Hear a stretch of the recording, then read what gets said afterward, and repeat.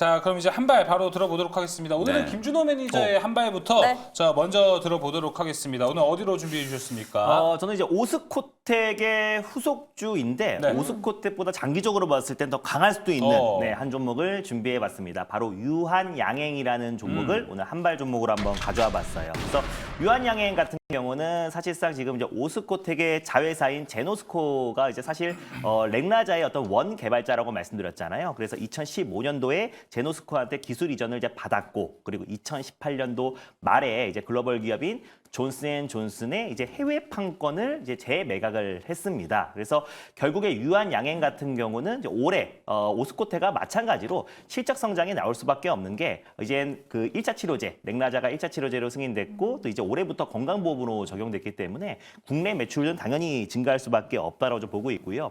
그리고 아까 방금 전에 말씀드렸다시피 8월 달에 또 이제 마리포사, 그래서 병용 투여 관련해서 마리포사가 또 FDA 승인, 또 시판 허가가 날 가능성이 높은 상태이고 또 이제 우선 심사 지정이 됐기 때문에 만약에 시판 허가가 된다고 했을 때 마일스톤이 더욱더 앞당겨질 가능성이 높다라고 좀 보고 있습니다. 그래서 4분기 중에 이제 마일스톤을 수령한다고 했을 때 평균적으로 지금 이제 매출액 자체가 1,800억, 그리고 거기서 60%의 이제 마일스톤이 들어온다고 했을 때 1,080억 정도가 올해부터 이제 매출에 이제 반영이 된다라고 보시면 될 것 같고요. 이 렉나자가 지금 얀센에서는 렉나자의 이제 연간 매출액을 한 7조 정도로 전망을 했어요. 이게 얼마나 큰 거냐면은 사실상 이제 면역 항암제 관련해서 이제 글로벌 1위인 키투르다 같은 경우는 연간 매출액이 한 33조입니다. 근데 이제 사실상 뭐 폐암 하나 특정이 된 게 아니라요. 여러 암에 적용이 되기 때문에 33조 정도를 지금 연간 매출액이 나오고 있는데, 일단 특히 렉나자 같은 경우는 이제 폐암에 전부 다 되는 게 아니고요. 그중에서 EGFA라는 돌연변이 폐암 치료제에만 적용이 됩니다. 그래서 폐암 시장의 한 30~40%밖에 차지가 안 되는데 렉나자가 연간 매출액이 지금 7조 정도를 전망하고 있다라는 네. 거는 앞으로 포텐셜이 굉장히 크다. 그래서 앞으로 굉장히 긍정적인 전망이 나와주고 있다. 그래서 이번에 글로벌 상업화에 돌입한다고 했을 때는 사실 유한양행과 오스코텍 같은 종목들이 정말 주가가 컨턴점프가 될 수 있는 기회다라고 좀 보고 있고요. 그리고 또 유한양행 같은 경우는 제2의 렉나자를 계속해서 파이프라인을 확대하고 있는 모습인데, 대표적으로 제가 그림 하나 준비했어요. 네. 대사성 질환뿐만 아니라 지금 지방간 치료제, 또 비만 치료제, 또 그리고 여러 가지 알레르기 치료제 같은 경우를 파이프라인으로 확대하고 있는데, 그중에서 이제 가장 관심을 받는 게 알레르기 치료제 YH35324입니다. 그래서 경쟁사 노바티스의 졸레오보다 효능도 뛰어나고 또 그리고 또 이제 부작용도 적다고 해요. 그래서 앞으로 또 이제 아토피 피부염이라든지 또 그리고 천식 치료까지도 영역을 확대해 나가고 있기 때문에 지금 임상 1상이 순조롭게 진행 중이다라고 보시면 될 것 같고요. 그리고 또 이제 비만 치료제 관련해서 또 이제 인베티지 렉과도 계속해서 협업하고 있는 모습이기도 하고, 또 이제 YH32367 ABL105인데요. 그래서 이중항체 관련된 면역 항암제예요. 그래서 이번에 AACR에서 유한양행이 이제 공동 개발하고 있기 때문에 이번 AACR에서 이제 포스터를 이제 발표를 합니다. 그래서 연구 성과를 이제 발표를 앞두고 있는 시점이다 보니까 AACR을 앞둔 시점에서 이중항체 ABL 바이오와 계속해서 협업했던 부분들이 이번에 발표된다라는 기대감도 충분히 적용되지 않을까 좀 보고 있고, 또 비만 치료제 관련해서도 파이프라인을 확대하고 있기 때문에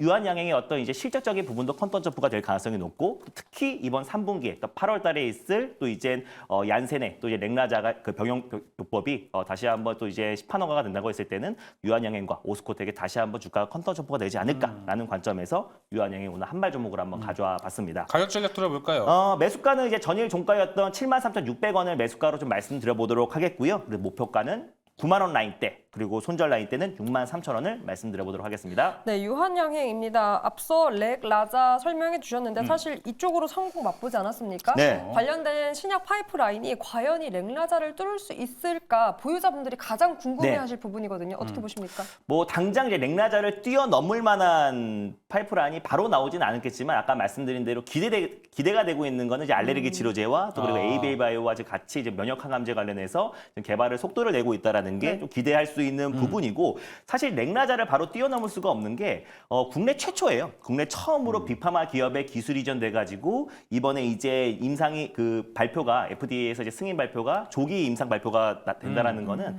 국내 최초이다 보니까 당장의 어떤 렉나자를 뛰어넘는 파이프라인이 나오기에는 조금 어렵겠지만, 지금 이제 다양한 파이프라인에 속도를 내고 있고, 특히 이제 알레르기 치료제 쪽에 우리가 좀 기대해 볼 만하다라고 좀 보고 있습니다. 오히려 몸에서 좀 알레르기 쪽으로 네. 보고 있고, 렉나자가 또 작년처럼 기대치를 확실히 좀 뚫어내가지고 그때 네. 주가도 좀 같이 올라갔으면 맞아요. 하는 좀 바람입니다. 유한양행 계속해서 VS 시간 가져가 보도록 하겠습니다. 김영익 매니저님, 일단 오스코텍의 후속 주자라고 김준호 매니저가 이야기했기 때문에 오스코텍 한번 넣어봤고요. 네. 자, 그리고 최근에는 우리가 대형 바이오도 좀 봐야 되지 않나 생각이 들어서 최근 주가 흐름 괜찮은 SK 바이오팜도 넣어봤습니다.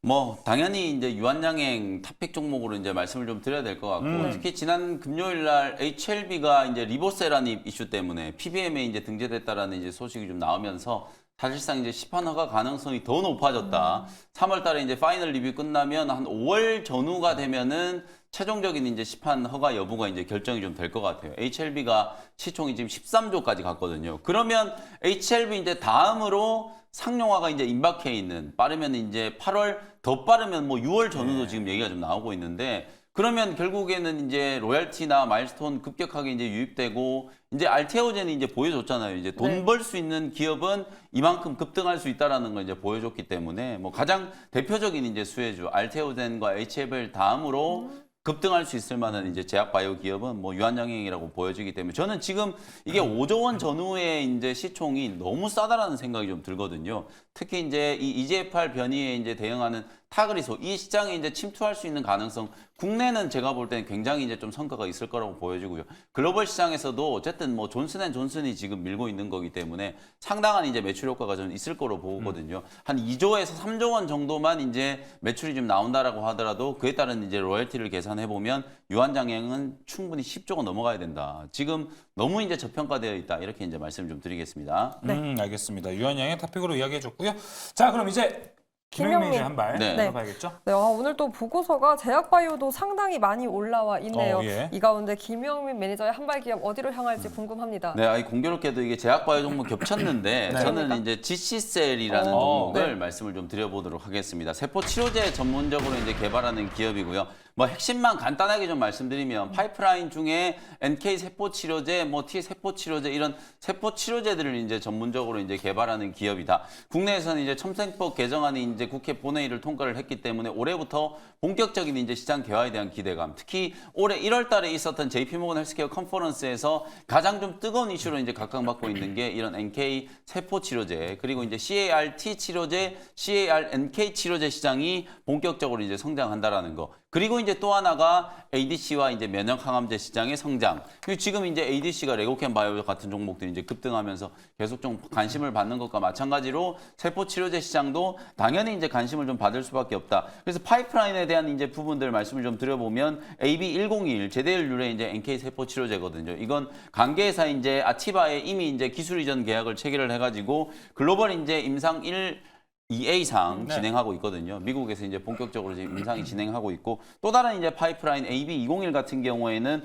허투변이 이제 여러분들이 이제 이 용어들을 되게 이제 어렵게 생각하시는 게 보통 이제 우리가 유전자 변이 특히 이제 비소세포 폐암 같은 경우에는 뭐 맵 변이, 랩 변이 그다음에 아까 얘기했던 EGFR 변이 막 이런 것들에 대한 이제 변이에 이제 표적하는 이제 항암제들을 이제 개발을 한다라고 보시면 될 것 같거든요. 특히 고형암 같은 경우에는 이런 변이에 표적하는 표적 항암제와 또 면역 항암제를 병용 투여하는 게 최근에 이제 가장 뚜렷한 이제 글로벌 트렌드라고 이제 보시면 될 것 같거든요.